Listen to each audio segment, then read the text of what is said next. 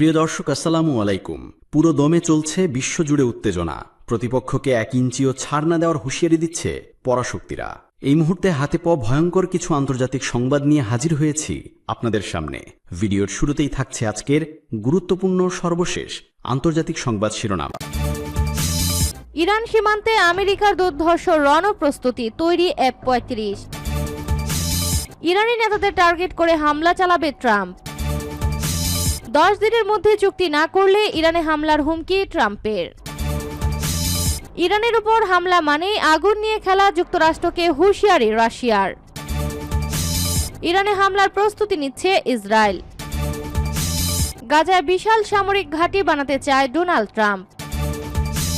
যৌথ নৌমহড়ায় জলদস্যুদের কবল থেকে জাহাজ উদ্ধার করল ইরান ও রাশিয়া। শিরোনাম শুনছিলেন, এবার বিস্তারিত।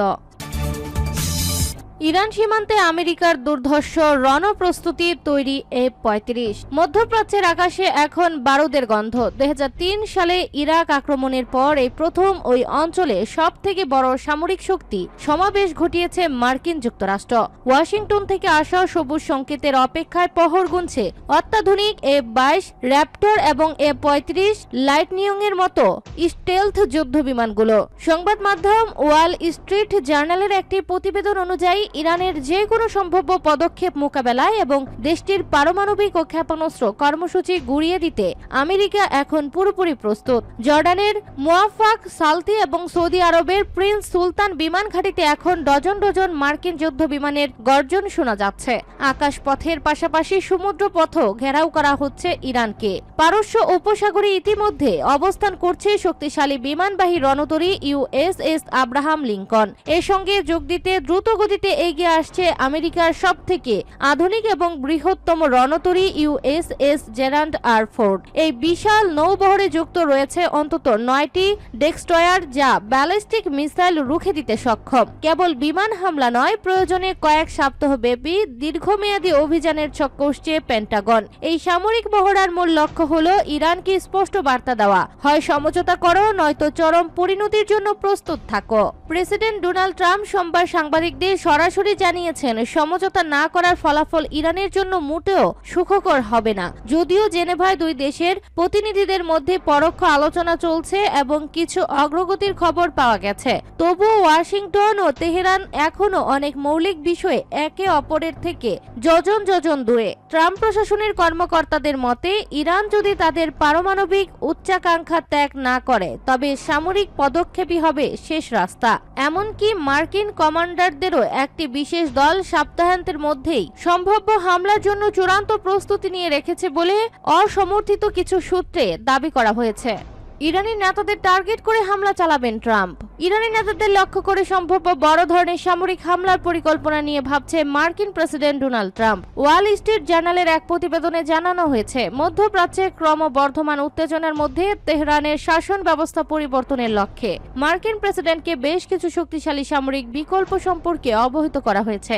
মার্কিন ও বিদেশি কর্মকর্তাদের বরাত দিয়ে পত্রিকাটি বুধবার জানিয়েছে, ট্রাম্প এখনো চূড়ান্ত কোনো সিদ্ধান্তে না পৌঁছালেও কয়েক সপ্তাহব্যাপী বিমান হামলার একটি প্রস্তাব নিয়ে আলোচনা চলছে। এই পরিকল্পনার মূল লক্ষ্য হচ্ছে ইরানের রাজনৈতিক ও সামরিক নেতাদের নির্মূল করে দেশটির বর্তমান সরকারকে উৎখাত করা। এছাড়া পরমাণু ও ক্ষেপণাস্ত্র স্থাপনাগুলোতেও হামলার সম্ভাবনা নিয়ে আলোচনা করছে হোয়াইট হাউসের নীতি নির্ধারকেরা। এদিকে CBS নিউজের এক প্রতিবেদনে বলা হয়েছে, মার্কিন সামরিক বাহিনী আগামী শনিবারের মধ্যেই ইরানে আঘাত হানার জন্য প্রস্তুত রয়েছে বলে প্রেসিডেন্টকে জানানো হয়েছে। যদিও এই অভিযানের সময়সীমা চলতি সপ্তাহের পরও স্থায়ী হতে পারে বলে ধারণা করা হচ্ছে। বুধবার হোয়াইট হাউসের সিচুয়েশন রুমে জাতীয় নিরাপত্তা উপদেষ্টাদের বৈঠকে ইরান পরিস্থিতি গুরুত্বের সাথে আলোচিত হয়। যদিও ট্রাম্প এখনো কূটনৈতিক চাপের মাধ্যমে ইরানকে তাদের পরমাণু ও ব্যালিস্টিক ক্ষেপণাস্ত্র কর্মসূচি থেকে সরিয়ে আনতে আগ্রহী, তবে ইরান যুক্তরাষ্ট্রের এসব দাবিকে অগ্রহণযোগ্য বলে নাকচ করে দিয়েছে। ওমানের মধ্যস্থতায় জেনেভায় অনুষ্ঠিত সাম্প্রতিক আলোচনাকে উভয় পক্ষ ইতিবাচক বলেও কার্যত কোনো বড় অগ্রগতি অর্জিত হয়নি। ইরানের পররাষ্ট্রমন্ত্রী আব্বাস আরাকচি স্পষ্ট করে জানিয়েছেন, বেসামরিক উদ্দেশ্যে ইউরেনিয়াম সমৃদ্ধকরণ এবং পারমাণবিক শক্তি ব্যবহারের অধিকার থেকে ইরান পিছু হটবে না। 10 দিনের মধ্যে চুক্তি না করলে ইরানে হামলার হুমকি ট্রাম্পের। মধ্যপ্রাচ্যে দ্রুততার সঙ্গে সামরিক শক্তি বাড়াচ্ছে যুক্তরাষ্ট্র। মার্কিন প্রশাসন ও প্রতিরক্ষা দপ্তর পেন্টাগনের কয়েকজন কর্মকর্তার মতে এই প্রস্তুতি এমন পর্যায়ে পৌঁছেছে যে চাইলে চলতি সপ্তাহের শেষের দিকেই ইরানে হামলা চালাতে পারে ওয়াশিংটন। যুক্তরাষ্ট্রের প্রেসিডেন্ট ডোনাল্ড ট্রাম্পও তেহরানকে 10 দিন সময় বেঁধে দিয়েছে। এর মধ্যে চুক্তি না হলে ইরানে হামলার হুমকি দিয়েছেন তিনি। পরিচয় প্রকাশ না করার শর্তে মার্কিন কর্মকর্তারা বলেছেন, যদি হামলা চালানো হয় তাহলে তা কিভাবে চালানো হবে সে ইঙ্গিত দেননি প্রেসিডেন্ট ট্রাম্প। তবে মধ্যপ্রাচ্যে চলতি সপ্তাহে যেভাবে যুক্তরাষ্ট্রের সামরিক শক্তি বাড়ানো হয়েছে তাতে চাইলে তারা ইরানের পারমাণবিক কর্মসূচি, ব্যালিস্টিক ক্ষেপণাস্ত্র, সংশ্লিষ্ট অবকাঠামো ও ক্ষেপণাস্ত্র উৎক্ষেপণ কেন্দ্রগুলোতে হামলা চালাতে পারবে। ট্রাম্পের মূল মাথা ব্যথা ইরানের পরমাণু কর্মসূচি নিয়ে। তিনি বারবার বলেছেন, তেহরানকে পরমাণু কর্মসূচি বন্ধ করতে হবে, ইউরেনিয়াম সমৃদ্ধ করতে দেওয়া হবে না। এ নিয়ে গত মঙ্গলবার সুইজারল্যান্ডের জেনেভায় দুই দেশের মধ্যে সবশেষ বৈঠক হয়েছে। বৈঠকে অগ্রগতির কথা জানিয়েছিল দুই পক্ষ, তবে শেষ পর্যন্ত কোনো চুক্তি হবে কিনা তা নিয়ে সন্দেহ রয়েছে মার্কিন কর্মকর্তাদের। পরে বৃহস্পতিবার ওয়াশিংটনে গাজা বোর্ড অব পিসের বৈঠকে বক্তব্য দেওয়ার সময় ট্রাম্প বলেন, গত বছরে ইরানের 3টি পরমাণু স্থাপনায় যুক্তরাষ্ট্র হামলা না চালালে তেহরানের হুমকি মধ্যপ্রাচ্যে শান্তি প্রতিষ্ঠা বাধাগ্রস্ত করত। যুক্তরাষ্ট্রকে হয়তো এখন আরো এক ধাপ এগোতে হবে না, নাও হতে পারে, নয়তো একটি চুক্তি হবে।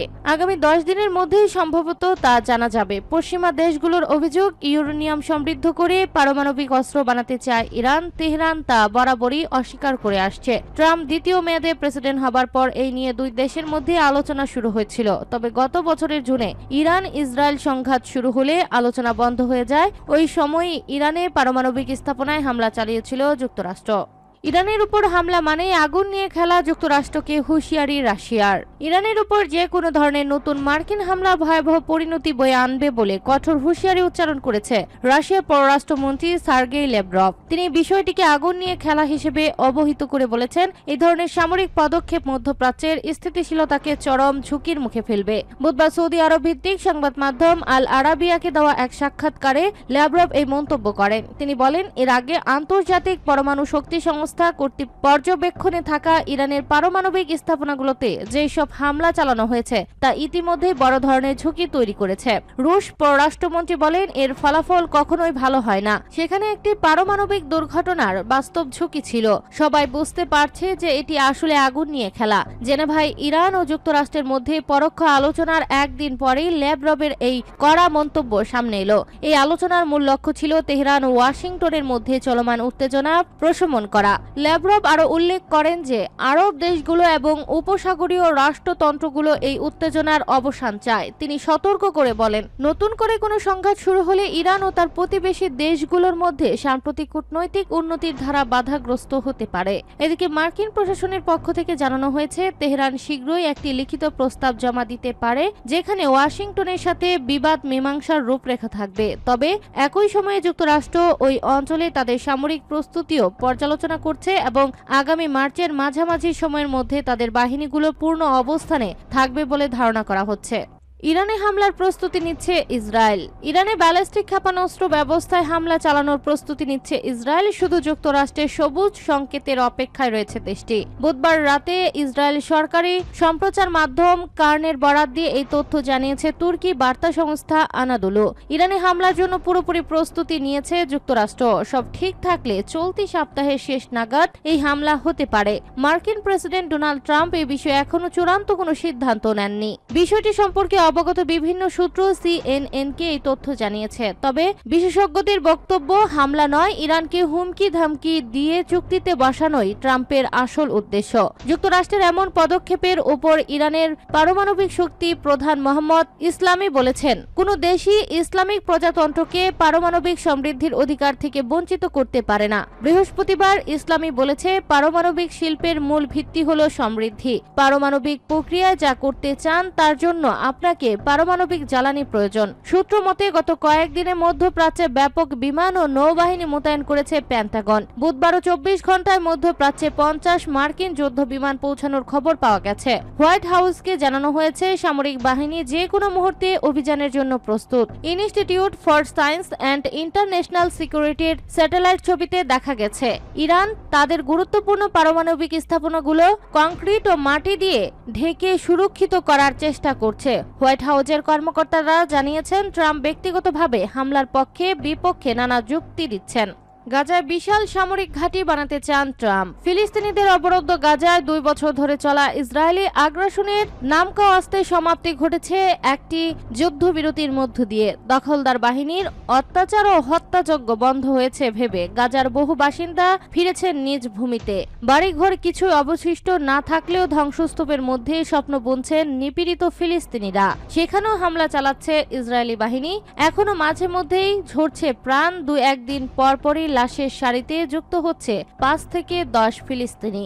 এবার সেই বিধ্বস্ত ভূমিতে বিশাল সামরিক ঘাঁটি তৈরি করার পরিকল্পনার কথা জানিয়েছে মার্কিন প্রেসিডেন্ট ডোনাল্ড ট্রাম্পের প্রশাসন, যেখানে 5 সহস্রাধিক আন্তর্জাতিক সৈন্য মোতায়েন করা হবে বলেও জানা গেছে। হোয়াইট হাউসের পরিকল্পনা অনুযায়ী দক্ষিণ গাজা উপত্যকায় একটি বিশাল সামরিক ঘাঁটি তৈরির পরিকল্পনা এগিয়ে নিয়ে যাচ্ছে ট্রাম্প প্রশাসন। বৃহস্পতিবার দ্য গার্ডিয়ানের এক প্রতিবেদনে বলা হয়েছে ট্রাম্পের ঘোষিত 20 দফা পরিকল্পনায় শান্তিরক্ষী বাহিনীর ব্যাপারে উল্লেখিত শান্তিরক্ষী বাহিনীর ব্যবহারের জন্য ওই ঘাঁটির তৈরির লক্ষ্য নির্ধারণ করা হয়েছে। ট্রাম্পের পরিকল্পনার অন্যতম গুরুত্বপূর্ণ অংশ বোর্ড অব পিসের ওয়াশিংটনে বৃহস্পতিবার 19 ফেব্রুয়ারি সকালে বৈঠকে বসার ঠিক কয়েক ঘন্টা আগে এই প্রতিবেদন প্রকাশ হলো। গার্ডিয়ানের তথ্য অনুযায়ী এই ঘাঁটির আয়তন হবে 1400 মিটার, প্রায় 4600 ফুট বাই 1000 মিটার, প্রায় 3300 ফুট অর্থাৎ প্রায় 350 একর।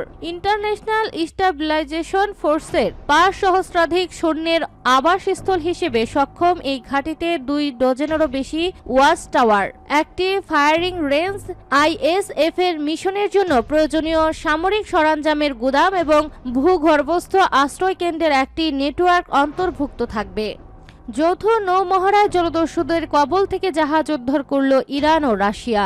আঞ্চলিক উত্তেজনার মধ্যেই দক্ষিণ ইরানের বন্দর আব্বাস উপকূলে একটি প্রতীকী সফল উদ্ধার অভিযান পরিচালনা করেছে ইরান ও রাশিয়ার সম্মিলিত নৌবাহিনী। বৃহস্পতিবার সকালে জলদস্যুদের হাতে জিম্মি হওয়া একটি বাণিজ্যিক জাহাজ উদ্ধারের কৃত্রিম মহড়া পরিচালনার মাধ্যমে নিজেদের রণকৌশল ও শক্তিমত্তার জানান দিয়েছে দুই দেশ। ইরান ও রাশিয়ার বিশেষ নৌবাহিনীর সদস্যরা হেলিকপ্টার এবং যুদ্ধ জাহাজের সমন্বয়ে একযোগে সাঁড়াশি অভিযান চালিয়ে জাহাজটির নিয়ন্ত্রণ গ্রহণ করেন এবং জলদস্যুদের গ্রেপ্তার করেন। মহড়াটির সূচনা হয় যখন একটি বাণিজ্যিক জাহাজ বন্দর আব্বাস মেরিটাইম রেস্কিউ কোঅর্ডিনেশন সেন্টারে জরুরি বিপদের সংকেত পাঠায়। তাৎক্ষণিকভাবে সাড়া দিয়ে ইরানের সেনাবাহিনীর একটি SH-3 হেলিকপ্টার এবং IRGC নেভির একটি বেল 412 হেলিকপ্টার এলাকাটিতে তল্লাশি চালায়। এরপর অভিযানে কমান্ডিং জাহাজ আলভান ডেস্ট্রয়ার থেকে দ্রুত গতির যুদ্ধ যানগুলো ঘটনাস্থলে পৌঁছে চারদিক থেকে জাহাজটিকে ঘিরে ফেলে। চূড়ান্ত পর্যায়ে আকাশ ও জলপথে সমন্বিত হামলায় জাহাজটিকে শত্রুমুক্ত করা হয়। এই মহড়ায় ইরানের জাহাজ বেশ কিছু অত্যাধুনিক সরঞ্জাম অংশ নেয়। রাশিয়ার পক্ষ থেকে অংশ নেয় হেলিকপ্টার ক্যারিবিয়ার ব্রাভি। মহড়ায় অংশ হিসেবে দুই দেশের নৌ ইউনিটের মধ্যে ট্যাকটিক্যাল ফরমেশ এবং রিয়াল ফটোগ্রাফিও করা হয়।